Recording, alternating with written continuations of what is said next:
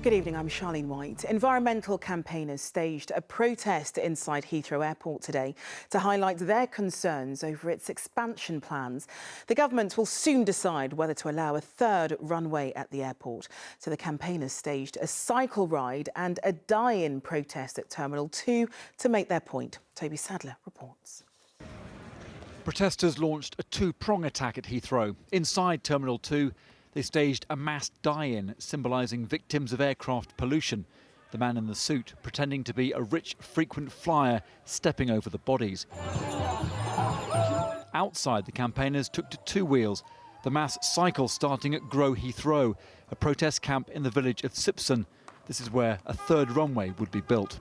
What we want to do with today's action is send a strong message to the aviation industry that people are not going to be standing for this. We do not want a new runway, not at Heathrow, not at Gatwick and not anywhere. Protesters who live nearby are fighting to save their community and warn anyone who thinks they aren't affected to think again.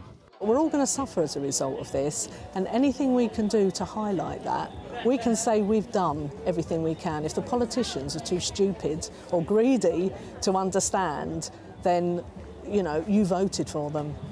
This is a broad campaign. En route to Heathrow, the cyclists stopped at the nearby Immigration Detention Centre. They claim the pollution from a third runway would create more environmental migrants heading to Europe and straight into places like this. Meanwhile, Heathrow is adamant expansion would be good for both the economy and the environment. In a statement it says, independent analysis by the Airports Commission has found that building and operating an additional runway at Heathrow is compatible with the UK meeting its long-term climate change reduction targets.